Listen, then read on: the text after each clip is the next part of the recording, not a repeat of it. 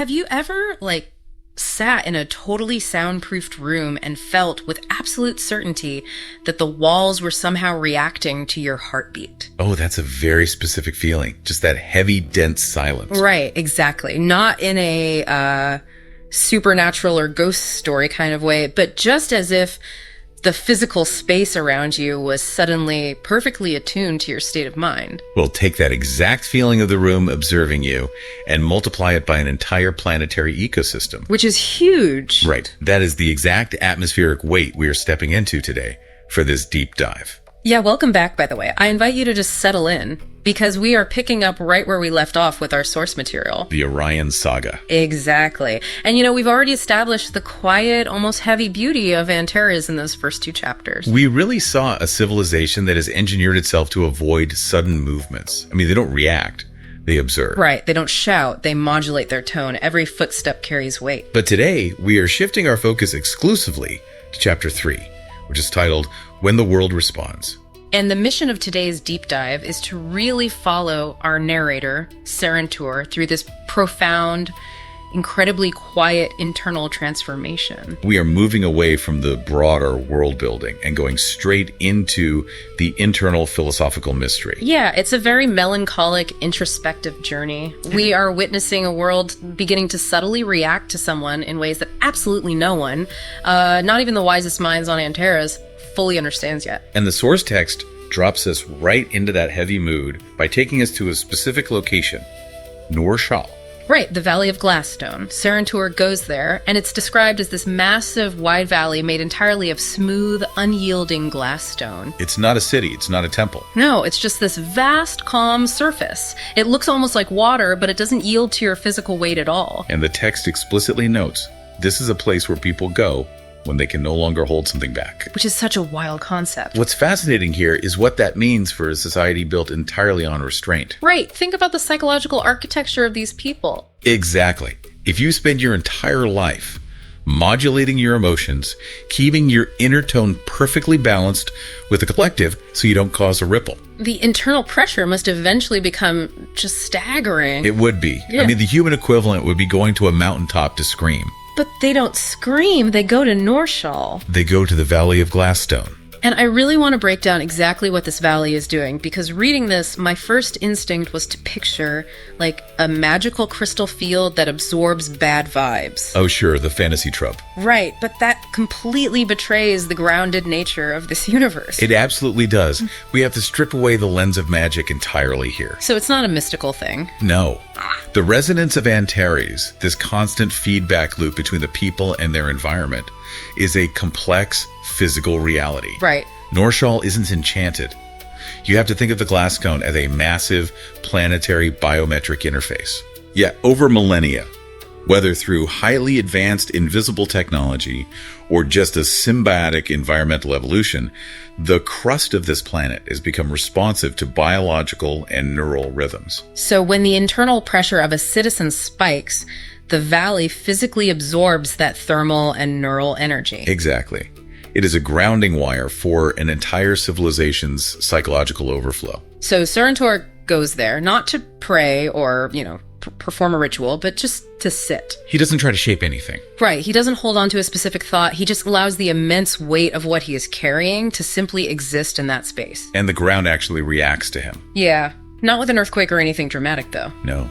The text describes the color of the glass dome beneath him changing slightly. There's a subtle shift from one pale tone to another, literally taking him in, examining his neural output. And then he feels an impulse. Yes. And here's where it gets really interesting. Because the word impulse here is chosen very carefully by the author. He isn't a voice in his head. No. It isn't a physical vibration he feels with his hands. Right. It's a response that happens entirely within himself. It's brief, precise, unrepeated. It's like updating that soundproof room analogy we used earlier. Exactly.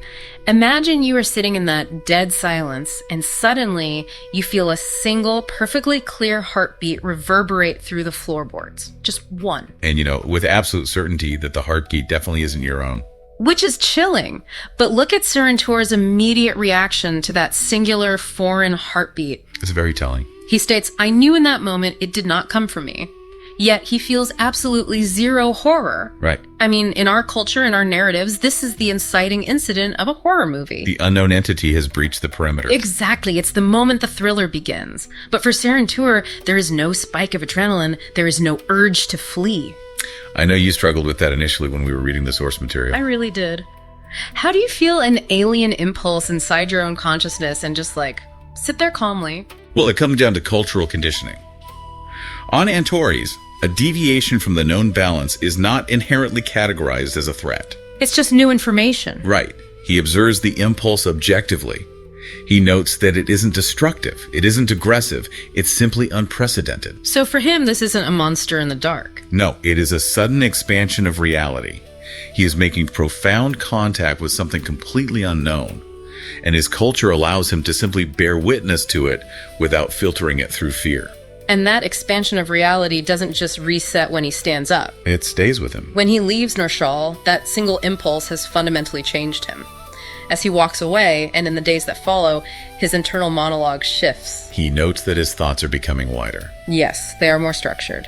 Connections between ideas that used to take time to figure out are suddenly instantly clear to him. He can recognize tiny deviations in sound and movement in his environment that he previously would have missed entirely. Now, as a reader, my instinct was immediately to look for the hero's journey trope. Wait, is this the moment he gets his powers? The superhero origin story. Right. Is the planet giving him a biological upgrade so he can fight an impending evil? But that feels entirely wrong for the tone of Antares. It is entirely wrong, yes. So if he isn't getting a superpower, what is physically happening to his brain chemistry here? What does this cognitive clarity actually look like in practice? Well, it is essential to resist the superhero trope here. What Seran'Tuur is experiencing is a slow, deeply quiet transformation of consciousness. Okay. To use a technological metaphor, it is like a firmware update on a radio. Oh, I like that. He wasn't suddenly gifted with louder speakers, and he wasn't handed a weapon. His internal antenna was simply adjusted to pick up a frequency of the universe that was previously static to him. So he hasn't gained strength or speed. No, his perception has just widened to include a new variable. He's processing the exact same reality, just with a completely different bandwidth. Precisely. The cognitive clarity he describes, this ability to see connections instantly, comes from being fundamentally attuned to the underlying structure of his environment. It's not a manic energy. Not at all.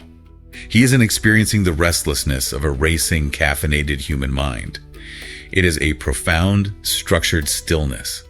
He is simply more aware of the intricate web of cause and effect around him. And what does he do with this massive reality-altering paradigm shift? Nothing. Exactly. He tells absolutely no one. He doesn't go to the elders. He doesn't confide in a friend. He enacts the Antaran protocol of silence. It's a very deliberate choice. He explicitly states in the text, things that are not classified do not belong to the collective. Which is a profound inversion of our own cultural instincts. Oh, totally. If a human being experienced a sudden, inexplicable expansion of consciousness brought on by a planetary interaction, we would immediately tweet about it. We would run to scientists, to the media, to our family. We view silence as suppression or like a trauma response. But for the Antaran, silence is the ultimate act of civic responsibility. Because introducing unverified data is actually dangerous to them. Extremely dangerous. Yeah. But if we connect this to the bigger picture, not in a physical sense, Right. knowledge without context is a threat to their equilibrium.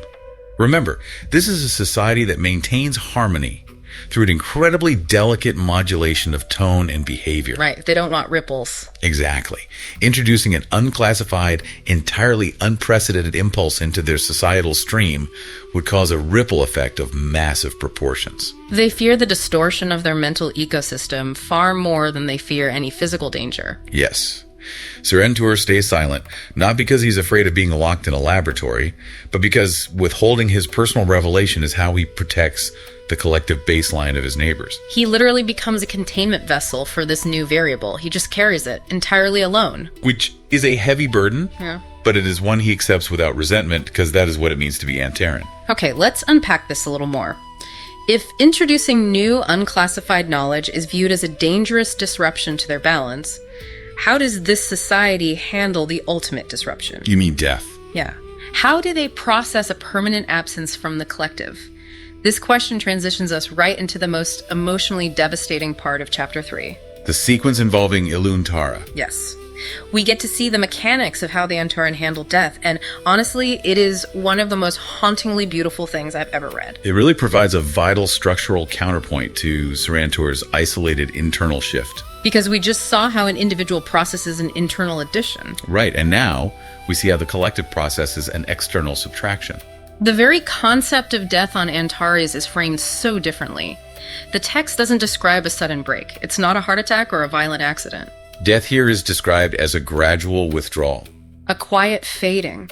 They talk about the tone of a being, their specific energetic and biological frequency, withdrawing inward instead of projecting outward. And Illuntara was this quiet, profound influence on Seran'Tuur. She was. The text notes she communicated deep understanding to him without ever really explaining things with words. And then her tone begins to withdraw. But notice the complete absence of panic in the societal response. There are no sirens. There is no desperate medical intervention trying to drag her back to the baseline. The community just, they gather. Nobody sends out a notification. There's no formal announcement. Everyone in her proximity who perceives that her tone is fading simply knows to go to her. They gather in this quiet space, and there is no hierarchy. Nobody stands at the front to deliver a eulogy. They just form a circle around her. And they don't speak a single word. No. Because to use language to try and encapsulate a fading biological and philosophical frequency into spoken syllables would be a clumsy, inaccurate overlay. It would distort the reality of what is happening. Exactly. So instead of speaking, the text describes everyone in the circle directing their attention to what they shared with her. They aren't trying to project a unified force memory. Right, they are just holding their own individual moments, their own internal resonance of who she was to them. And as they do this, the physical space itself begins to react. Which goes back to what we established, right? That Antares is a highly responsive environment. Yes, the environment listens. As the collective attention of the circle focuses, a structure literally forms in the center of the room. The air condenses. A vibration gathers, and a light emerges. It stabilizes for just a brief moment, suspended there, and then it dissolves. It simply disperses into the air, back into what was already there. What we are seeing is the Antaran philosophy of existence manifesting physically. It's not an ending. No. To them, loss is not an ending. It is a transformation of state. The space simply grows quieter. The energy, the accumulated resonance of Illuntara doesn't just cease to exist in a void. It is dismantled and reabsorbed into the collective environment. It's the ultimate thermodynamic view of a soul. Energy cannot be created or destroyed, only changed in form. Most of the community leaves after that light dissolves. Right, they understand the process is complete. But Seran'Tuur stays behind in the empty room. He waits in that newly quiet space to feel what remains. And because his consciousness has been widened by that impulse at Norshal, he realizes he can still perceive her. He isn't seeing a ghost. No. And he isn't hallucinating her voice either. But her resonance, that specific frequency of understanding she imparted to him, has literally become a part of his own physical perception. He is beginning to realize the true scale of what his expanded consciousness allows him to do. He isn't just perceiving the environment differently. Right. He is absorbing the unclassified traces of the world around him. But to truly test this, to understand what he absorbed from Illuntara, and to verify the changes in his own mind, he can't stay in the city. He has to go to a place where those environmental traces naturally condense. Which brings us to the final location of the chapter, the Temple of Voices. Just the name carries so much weight. It really does. But again, we have to strip away our human assumptions of what a temple is. This isn't a cathedral. No, it takes him far beyond the city, into a vast field of stone that doesn't look like anything else on the planet. There is no architecture here. No walls, no roof, no pillars. There are just these massive concentric circles of raw, ancient stone embedded in the earth.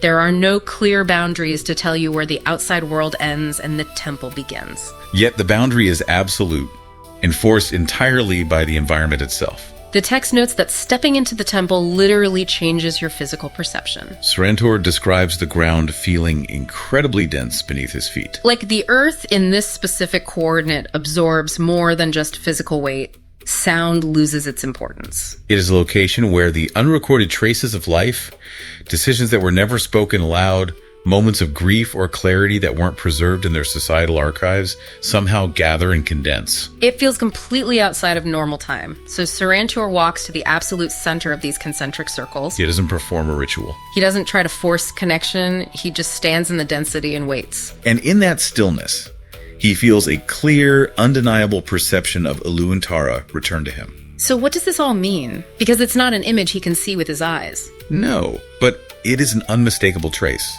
A distinct presence that he can no longer distinguish as coming from outside of himself or originating from within his own altered mind. The barrier between his internal consciousness and the external world has fundamentally blurred.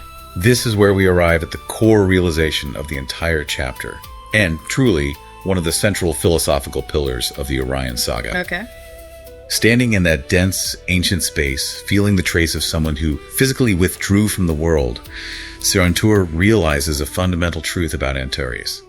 Nothing of what we are truly disappears. Wow. It changes its state, it changes its place, but it never loses its meaning. Which completely reframes everything we've read so far. I mean, we spent this whole deep dive looking for the plot, the inciting incident, the villain, the superpower. Because we are conditioned to expect mechanical plot progression. But this chapter is entirely devoid of standard narrative mechanics. There are no battles, no political betrayals, no daring escapes. Yet the stakes are cosmic in scale. The conflict is entirely internal. It is a deep philosophical transformation. The planet of Antares is waking up to a new variable. The unrecorded traces of the past are actively condensing. The world is physically responding to something vast and unseen. And Seran'Tuur is the only person on the planet whose consciousness has widened just enough to feel the true, terrifying weight of it. Exactly. It makes you look at the mundane world around you completely differently. Think about the spaces you inhabit every single day. Think about the people who have quietly withdrawn from your own life, the conversations that ended abruptly, the connections that faded. Think about the strained, unclassified impulses you carry around in your own mind that you've never spoken aloud, fearing they would disrupt your own balance. What if none of those traces have actually disappeared? What if they haven't been lost to time at all, but have simply changed their state, resting in the architecture of your life, waiting in the quiet for you to finally widen your perception enough to notice them? I mean, which leaves us standing right on the precipice, because the second you step into chapter 4, Ashes of the Unseen, that quiet, deliberate balance we just spent all this time exploring, it vanishes. It really does. It is a profound tonal shift. Yeah, the atmosphere just violently shifts.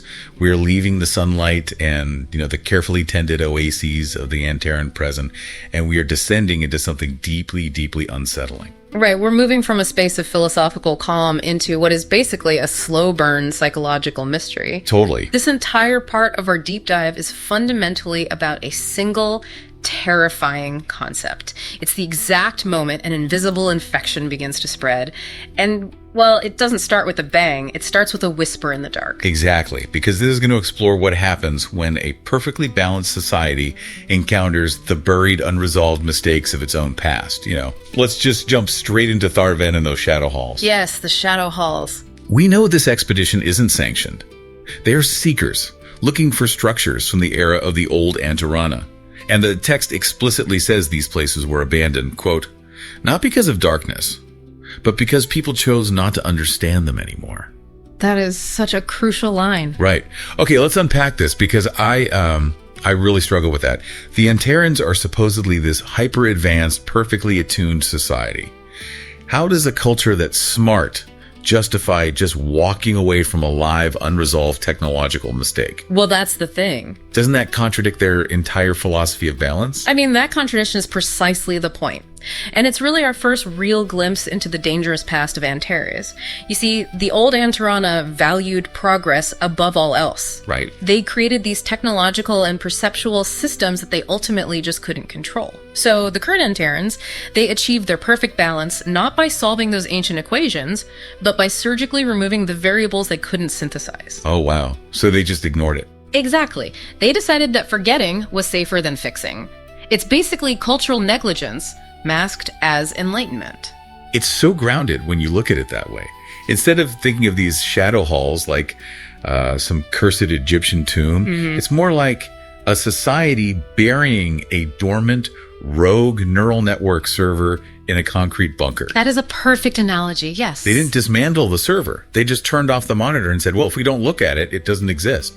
But that server is still down there, just passively waiting. Passively waiting is the exact right way to phrase it. It's not a monster in the dark. It is an architecture of logic that simply lacks an input. Right, which makes it so much worse somehow. It really does. Which is what makes the group's descent into these halls so tense. They aren't walking into a trap. They are walking into an open data port. Oh, man.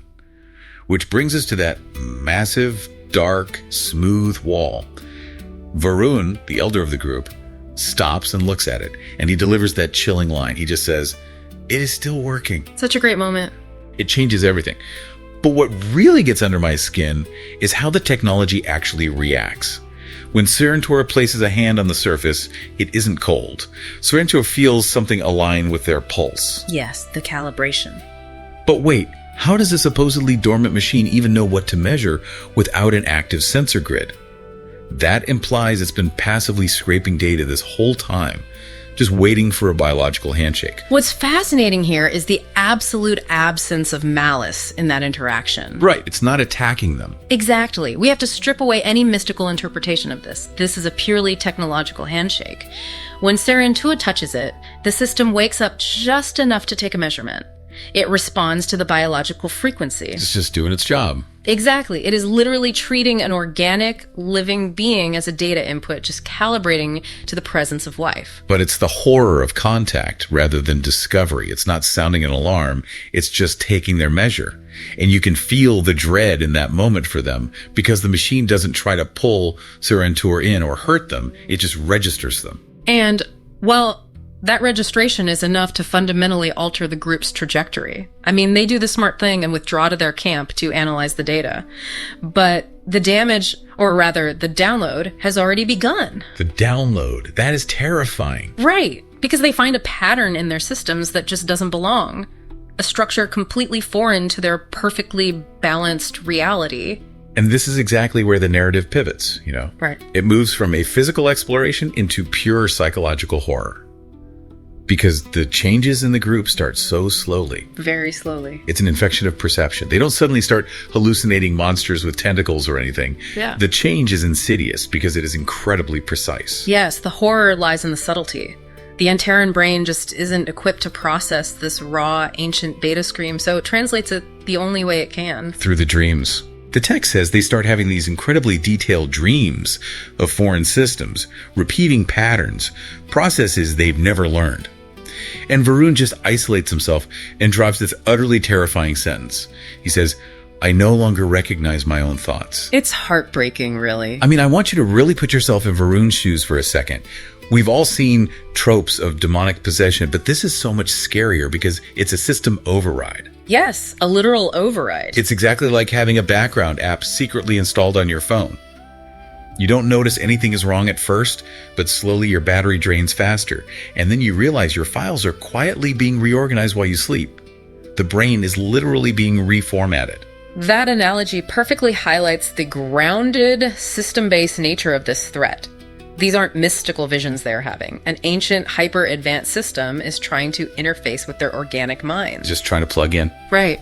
The dreams are just the mind's desperate attempt to provide a visual user interface for a foreign operating system that is currently running in the background of their consciousness. Varun recognizes that his cognitive architecture is being rewritten.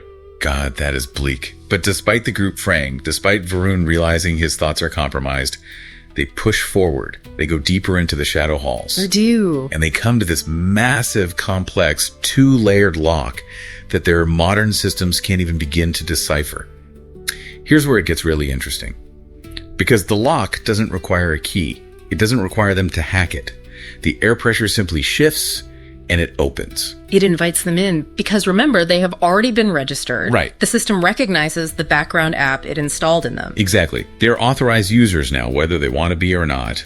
And inside it looks empty, but in the center, there is this single structure, a dark, narrow monolith. A black monolith. Yeah, no screen, no buttons, but there is a pulse you can literally feel in your own body.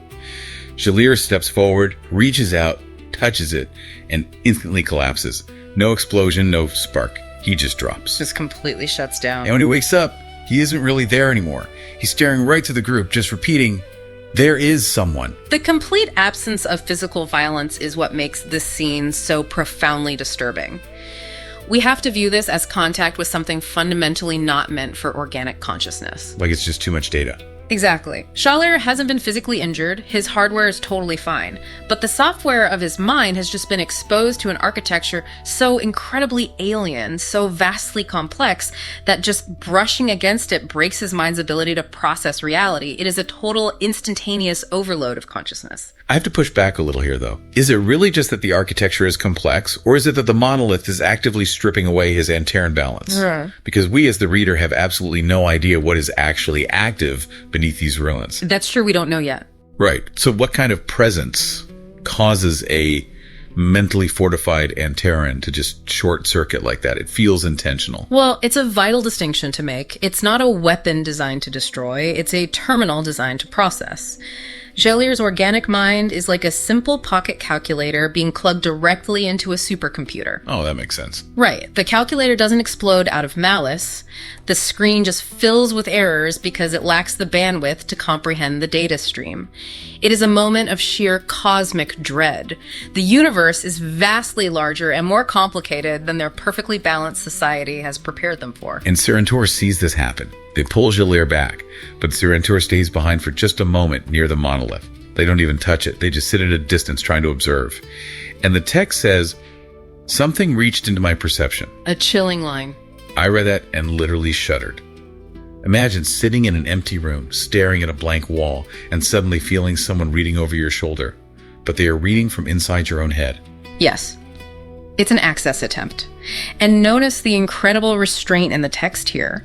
There is no physical pressure, no aggressive mental attack. No forced entry. Exactly. Seran'Tuur explicitly notes that it doesn't try to overtake them.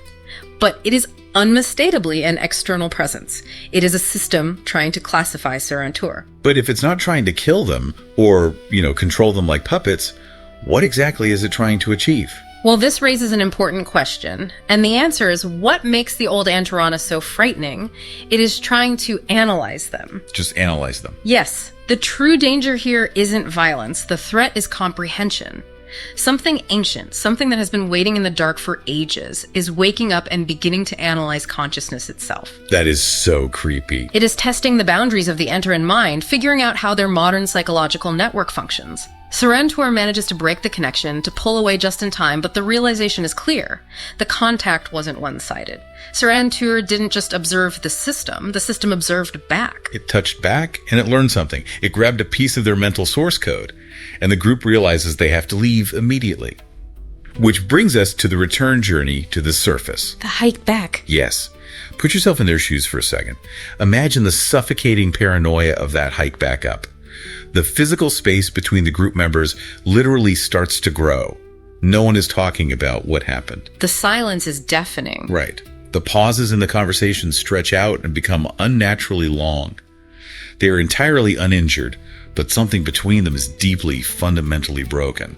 We are witnessing the subtle breakdown of a hyper-connected society here. We know Antares culture relies entirely on resonance. We're balanced. Right. On an unspoken, perfect psychological and emotional alignment between individuals. What we are seeing on this return journey is that specific network fraying. The silence isn't peaceful, it's a symptom of desynchronization. Like they're lagging out of the network. Exactly. They are all double-checking their own thoughts, suddenly unsure if their perception of reality is still entirely their own. And that night at the camp, it is pure, unadulterated psychological horror. It's the uncanny valley effect brought to life. Everyone looks exactly the same, but their subtle behaviors signal that the person inside is slightly off. Very off. Seran'Tuur sits up and watches the camp. Some of the group are sleepwalking, but not stumbling around like zombies. They are moving through these rigid, repeated mechanical sequences. One person just keeps lifting their hand over and over, touching something invisible. Another keeps turning to face a fixed, empty point in the dark. They are caught in a loop. The foreign system is still echoing inside their minds, running diagnostic routines or background processes while their conscious minds sleep. Like a screensaver. Basically, yes. The physical bodies are just acting out the keystrokes of an invisible user. And then there is Shalir. Shalir is lying there, perfectly still, but his eyes are wide open, and he is blinking. But the blink is delayed. That detail is so unnerving. It really is. It's as if the impulse to blink isn't coming from his own brain anymore. It's coming from something else piloting his body with terrible latency. But you know what the absolute most terrifying part of this entire scene is? No one approaches him. No one at all. No one goes to comfort him. They just let him lie there in the dirt. How does a perfectly empathetic society just abandon a friend like that? Because to approach him would be to acknowledge the fracture. This exposes the harsh reality of their perfect balance.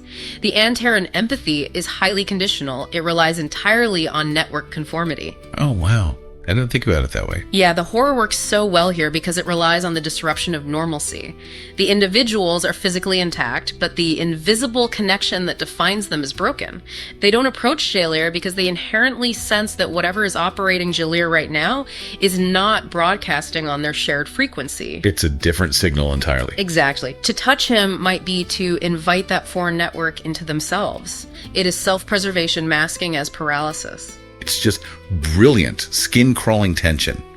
They are terrified of catching a virus that doesn't even have a physical form. And they finally make it back. They return to the city of Arantel. And it looks perfectly fine. Right. From the outside, the city looks completely normal. Well, the sweeping architecture is the same. The light is the same. The people are going about their daily routines. But Seran'Tuur immediately notices that things no longer fit together.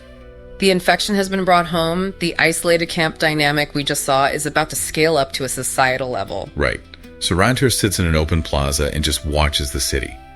And the changes are so minute, but so disturbing. Conversations are stopping mid-sentence. And not abruptly out of shock, but just trailing off as if the person suddenly forgot why they were speaking. Just losing the thread completely. Yeah. Thoughts are left unfinished. Work is getting done, but the timing is just a fraction of a second off. Imagine walking into your hometown and everyone you know is suddenly operating on a 200 millisecond ping. That's a great way to describe it. The horrifying part isn't that they are monsters. It's that they are almost exactly the same, just lagging. It is a systemic lag. The entire societal network is experiencing a processing delay. The Antares mind is incredibly powerful when networked, but right now that network is bogged down trying to process the impossible data packet the expedition brought back. Seran'Tuur even goes up to one of the resonance stones, the stones that are supposed to confirm that the city is in perfect balance, and touches it. The stone still functions, it still gives a signal, but Seran'Tuur realizes that the signal doesn't fully align with the people anymore. It's shifted. It's just slightly misaligned. So what does this all mean? How does an entire metropolis get infected just because a few people walked back through the front gates? Well, if we connect this to the bigger picture, it reveals the terrifying vulnerability of the Antares way of life. They are a perfectly balanced society, a society where every individual is fundamentally attuned to the collective resonance. But that's a double-edged sword. Exactly. That strength is also their greatest, most fatal weakness. The expedition group brought something back from the Shadow Halls. A frequency, a perception shift, an invisible line of code. And because they are all networked together through empathy and resonance, this mental infection doesn't need to spread through a virus in the air or a pathogen in the water. Right, it doesn't need a physical vector. No, it spreads through perception, it spreads through behavior, it spreads through connection. And because no one is bleeding, because nothing is on fire, because nothing is physically broken, the society doesn't even realize it is under attack. I mean, they can't fight an enemy that attacks by simply changing the tempo of their thoughts. They're just quietly, slowly falling out of tune. Which leaves us with a truly chilling philosophical question. In a society that relies entirely on everyone and everything being perfectly in tune, what happens when just one instrument is secretly retuned to play an invisible, completely different song? Does the whole symphony eventually collapse before anyone even realizes the music has changed? And, I mean, that's just the sheer tragedy of it, right? Because standing in the aftermath of what happened to the boy on Sheol, you kind of realize that the most destructive forces in this world don't always come from malice. No, they really don't. Yeah, they often come from just, simple distraction. Because that strange, incomplete resonance the boy absorbed down in those dark lower chambers of Thinar, it was never meant for him. No, not at all. It was like a signal looking for a very specific receiver, and it just hit the wrong one. It was meant for Seran'Tuur. Yeah. And what we really have to understand about Antares culture to grasp why this is so completely devastating is that this isn't treated as like a clerical error. Right. It's not a typo. Exactly. Yeah. Or, a simple accident. It is a profound failure of both mechanical and psychological function. I mean, Seran'Tuur's a seeker. Yeah. And we've talked about how Antares society relies on this concept of resonance and tone.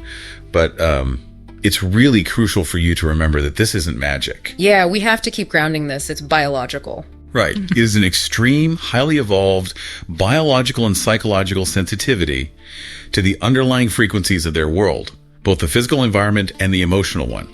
And seekers, they are essentially the filters. The designated anyface, basically. Exactly. They are designed by lifelong practice to perceive these subtle anomalies in the environment and, well, ground them before they can disrupt the societal harmony. So he's the one who is supposed to catch the anomaly, process it, and neutralize it. But he missed it. He missed it. And the reason he missed it is what makes this so haunting, I think. He was looking inward. Yeah. He was actively trying to tune his own internal psychology, his own internal tone, trying to figure out his place in a rapidly shifting world. He was so consumed by his own identity crisis, and because his perceptive bandwidth was, entirely focused on himself, he completely missed the environmental signal. He actually says it himself in a line that essentially becomes the thesis for his entire character arc going forward. He says, "That was the first moment I missed something meant for me." Man. That is just... It's heavy. It's so heavy. It's this quiet admission of guilt, but the mechanics of what actually happened are staggering. Yeah, because you have this massive, incredibly ancient, and perhaps darker destiny trying to route itself through the Antares perceptive network. Right. And it requires a connection point. It seeks the primary observer. But because that observer had effectively muted his external sensors... Because he was looking inward. Exactly. Because of that, this cosmic weight bypassed him entirely. I keep thinking about this like a lightning rod failing. Oh, that's a good way to look at it. Yeah, because you install a lightning rod on a house specifically to attract the massive destructive electrical charge, right? To route it safely into the ground. Right, it's a mechanism of protection. Exactly. But if that rod is temporarily disconnected, or, I don't know, if the grounding wire is frayed, the lightning doesn't just politely retreat back into the clouds. No, it finds the next most conductive surface. Right. It strikes whatever is standing nearby. And in this case, the nearest conductive surface was a highly sensitive, completely unprotected child. Yeah. And you just have to wonder, what does it do to a person's psyche to realize that their own fleeting moment of self-absorption didn't just cause a little problem, but fundamentally rewired a child's reality? I mean, it shatters their foundation. Mm-hmm. For Seran'Tuur, this guilt is the catalyst for a total withdrawal. Mm-hmm. He retreats into the absolute inner chambers of the spiral tower. And this is an environment deliberately stripped of external voices, devoid of the ambient noise of the city. Total isolation. Total isolation. He isolates himself to examine his own internal state, to basically listen to the baseline frequency of his own mind. And what he finds in that silence is terrifying. Yeah, it really is. Because he realizes his baseline tone has changed. It's described as being deeper, less stable. But the part that really unsettled me is the discovery of a second layer. Yes. The secondary resonance. Right. There is this secondary resonance operating beneath his normal consciousness, and it does not belong to the familiar, perfectly synchronized harmony of the Antares world. Which, as you can imagine, forces him into a massive epistemic crisis. Oh, yeah. Because throughout their entire recorded history, the Antares have understood the flame, this core, foundational energy of their planet, as their ultimate origin. Right, it's everything to them. It is the absolute center of their balance, the source code of their civilization.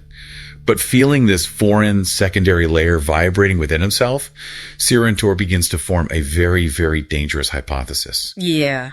He suspects that the flame is not just an origin. He begins to suspect it as a boundary. Okay, wait. I need to push back on that for a second because the implications there are just massive. They are. If the flame is their energy source, the literal thing that powers their perception and their entire society, how does a power source become a boundary? Are you saying their entire civilization is effectively living inside, like a terrarium? In a perceptive sense, yes. That's exactly it. Think of the flame as the visible spectrum of light for humans, right? We navigate the world believing that what we see is all there is. Because it's all we can perceive. Exactly. But if you suddenly develop the ability to see infrared or ultraviolet, you realize that your previous reality was just a narrow band of existence. Right. The visible spectrum wasn't just how you saw the world. It was a boundary keeping you ignorant of the vast invisible forces operating right next to you. Oh, that is chilling. Yeah. So if the flame is a boundary, it implies an outside. And, more disturbingly, it implies that something from the outside is beginning to bleed in. And because the Antaran are so hyper-empathetic, so reliant on this shared perceptive network, you can't hide a shift like that. No, you really can't. You can't just pretend you don't see the ultraviolet light.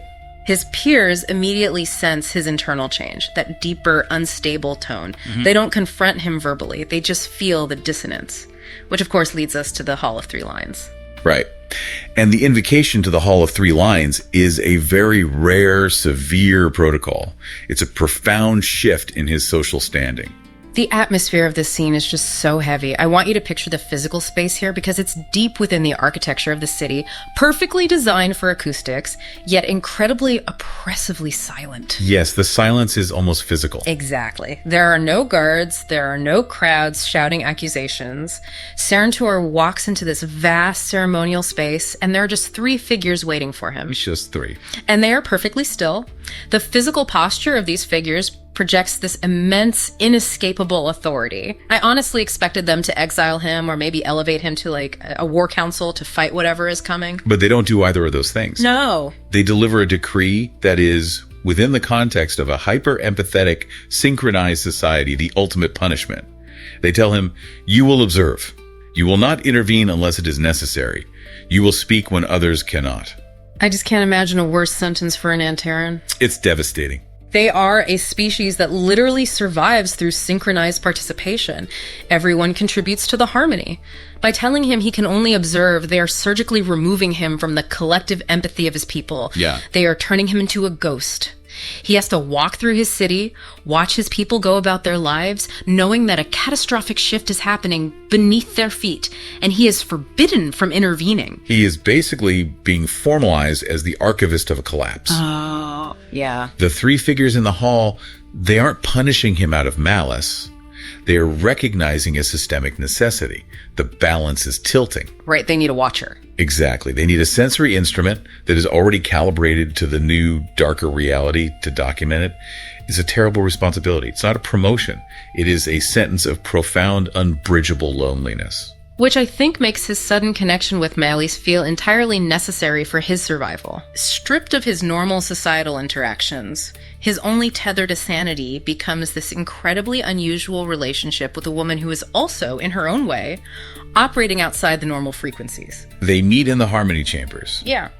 And the physical action in this scene is so deliberate. Melis is examining a frequency crystal that has been cleanly fragmented. Not shattered, but fragmented. Right. It hasn't been shattered by chaos. It has been precisely separated. And she says to him, the calibration was not stable, but the tone that emerged was. That is just such a brilliant mechanical metaphor for what's happening between them. It really is. She's finding stability in something that is fundamentally broken. Precisely. And it mirrors the dynamic of their relationship perfectly.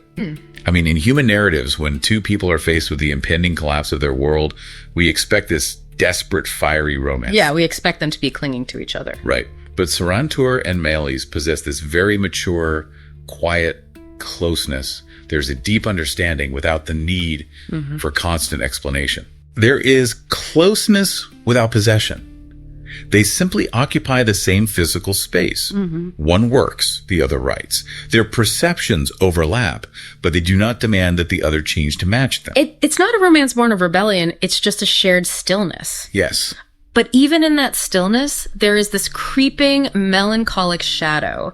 Because while they are sitting in that room, seemingly safe, Melis begins to casually mention her dreams. Yeah, the dreams. And she isn't dreaming about abstract fears. She's dreaming of specific, fragmented things beneath the city. Things that do not move, yet are somehow not at rest. And this is where we really have to ask, are these isolated psychological artifacts of one woman's mind?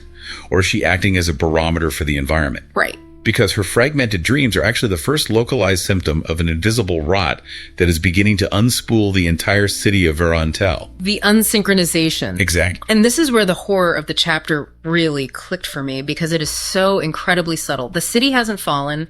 The architecture is pristine. People are still going to work. People are still walking the streets, going to their posts.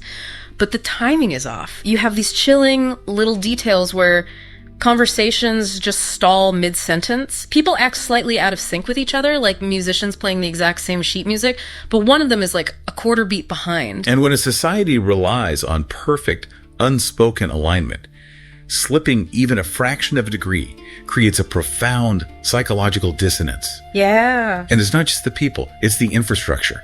We see the archives, which we need to understand aren't just libraries of books, but massive perceptive data vaults of preserved memory. Right. These archives are beginning to act autonomously. Information pathways that have been untouched for millennia are suddenly linking together without any user input. Just imagine waking up and finding your computer has been researching things on its own while you slept. Now it's terrifying. Opening thousands of tabs connecting forgotten histories because the machine itself felt the need to remember. It's terrifying. Yeah. And it subverts all the standard sci-fi tropes. No, there's no explosion. No. The end of this civilization isn't arriving with an invading armada darkening the sky. The horror is purely atmospheric. I was trying to figure out how to describe this feeling to you, and the best way I can put it is, imagine walking through your own home, a house you've lived in for decades. Okay. But while you were gone, someone broke in and moved every single piece of furniture exactly 1 millimeter to the left. Oh, yeah. You wouldn't be able to consciously identify what was wrong, but your brain would just be screaming at you that the geometry of your reality is fundamentally, maddeningly broken. That exact sensation of displaced reality is what defines the nights in Seran'Tuur right now. The nights, yeah. The biological rhythms begin to fail. Sleep becomes incredibly shallow. The body paralyzes itself for rest, but the mind remains wide awake, trapped in this state of sustained, directionless processing. Just humming. And it's during these nights that Seran'Tuur and others begin to perceive a distinct heavy sensation of being observed by the environment itself. Seran'Tuur documents this presence with a clinical detachment that almost makes it worse. He describes the gaze of the city as not hostile, but not indifferent either. I stopped reading and just stared at the wall when I hit that line. It's a great line. Because somehow not indifferent is infinitely more terrifying than hostile. Right. If an entity is hostile, it means it considers you an enemy. You can fight an enemy. If it's indifferent, it means you don't matter and you can hide. But a presence that is not indifferent. He means you are of interest. It implies you are raw material. You are a variable in whatever slow, ancient process is currently waking up beneath the floorboards. Yeah. And it's this mounting pressure combined with those autonomous reconnections happening in the archives that dredges up a ghost from the deep past. A name the city's memory network is desperately piecing back together, which is Uranos. He is a historical figure, a researcher of ancient systems who operated at the very fringes of accepted Antaran knowledge. He was examining the fragments left over from the old Antaran, studying the structural remnants from before the great historical collapse that their current society was actually built upon. Now, I need to admit for a second, when the archives started frantically spitting out this guy's name, I assumed we were about to get a classic narrative pivot. Yeah. I thought, here is the rogue scientist, the secret villain who engineered this whole disaster. Right. But you're saying that is entirely the wrong way to look at him. It is entirely wrong. Yeah. Uranos is not a villain, and he didn't trigger this. He was simply a mind that followed the logical threads of reality further than anyone else dared to go. He just thought too far. He reached the absolute edge of the accepted fabric of their universe, and he peered over it. And the most disturbing part of his legacy isn't some dangerous weapon he built. It's the reason he stopped his research. Yes. We get this chilling assessment from Seran'Tuur regarding Uranos' final days. He says he did not stop because he found no answer. He stopped because the question itself changed. That is the definition of epistemic terror. Yeah. You dedicate your entire existence to mapping the architecture of your reality. You were trying to solve a specific equation about the universe. And then one day, the physical laws, the boundaries of perception, the very nature of existence warps so drastically that the equation you were trying to solve dissolves into meaningless static. Wow. The universe doesn't refuse to answer you. The universe changes shape, rendering your capacity to even ask the question obsolete. What do you even do with that? I can't do anything. If you are Seran'Tuur, you are standing in a city that is slowly unsynchronizing. You are carrying the burden of Melis's fragmented dreams. You are feeling the gaze of an awake but unseen presence. And now you have the terrifying precedent of Uranos. Yeah. The Hall of Three Lines commanded him to be a ghost, to only observe. But the sheer weight of this shifting reality forces his hand. He realizes that observation is no longer a tenable position. He has to act. He decides to make contact. And this sequence is the mechanical and emotional climax of everything we've been discussing today. He approaches a soundstone. And again, we must ground this in the reality of their world. Not magic. A soundstone is not a magical artifact. Think of it as a highly sophisticated interface terminal, like a resonant tuning fork that connects directly to the planet's deep data layer. Right. Normally, a seeker would place their hand on it and actively format the resonance, imposing their own order onto the data stream to stabilize the environment. Yet he doesn't do that. He refuses to act as a filter. He just places his hand on the interface and he lets it settle. He opens it. He opens a channel completely and allows whatever is vibrating beneath the flame to just come through him. He essentially chooses to become the lightning rod that he failed to be for Arnshale. Wow, yeah. And when the tone finally surges through the interface, Seran'Tuur does something completely involuntary. He begins to sing. Or more accurately, he begins to vocally translate the raw data stream, even though he doesn't fully comprehend how he knows the syntax. It is pure intuitive contact with a massive, forgotten system. The translation he vocalizes, it reads like a system log of awakened God. Let me just read it. He says, I am born in light, drifting through the void, silence before time. Call of the source, I hear. The ancient names, I awaken, I become. I become. It is the unmistakable declaration of an entity, a dormant consciousness, transitioning from sleep to an active state. Yeah. And the moment he translates that concept, the system reacts to his presence. The tone emanating from the stone changes instantly. It drops in pitch. It becomes less guided, more autonomous. The channel becomes a two-way street. Exactly. The translation deepens. It says, depth, memory, selection within being, flame.form, echo of self, bridge to awakening, I become. It's so deeply unnerving because of how calm it is. You read that and you realize this isn't an alien invasion. This is a highly advanced, perceptive man acting as like a dial-up modem for a post-biological intelligence that was buried beneath his entire civilization. That's exactly what it is. The song itself isn't terrifying. It's actually quite poetic, quite beautiful. The true spine-chilling horror of this moment is the simple fact that Seran'Tuur reached his hand out into the absolute dark of the void and something reached back. It is the moment you realize that your home was never really yours. Man. You've just been living on the roof while something massive has been sleeping in the basement for eons, and now the basement door is opening. It completely recontextualizes everything. As we step back and decompress from this, you can really see how chapters 3 through 5 operate as this agonizingly slow, beautifully rendered prologue to an awakening. Mm-hmm. It wasn't an explosion, it was the slow motion unraveling of a society's perception of reality. And it marks the true transformation of the Orion saga. We began this journey looking at cultural observation, how the Antares build, how they empathize, how they preserve memory. Right. But here, it pivots into a narrative of profound cosmic mystery and existential vulnerability. Yeah. And the brilliance of the text is that it anchors all of this cosmic dread in deeply intimate emotional relationships. Yeah. We don't feel the shifting of the universe through tectonic plates breaking. We feel it through the quiet, solemn moments between Seran'Tuur and Melis, sitting in a silent room, watching the baseline calibration of their lives slowly drift out of tune. It makes the cosmic feel inescapable because it's just so personal. You feel the loss of their peace. You feel the weight of their isolation. It leaves us with a quiet, very uncomfortable reflection on the nature of discovery. Yeah. We build our societies on the pursuit of knowledge. We construct massive arrays. We analyze the deep strata of our world. We cast our perception into the dark, constantly hoping to hear the hidden frequencies of the universe. Right. But we so rarely stop to consider the psychological cost of success.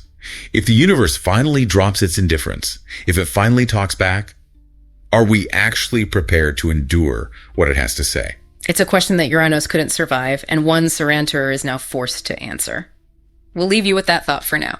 Thank you for walking through this quiet dark with us. We'll be right here, waiting when you're ready to step back into the saga.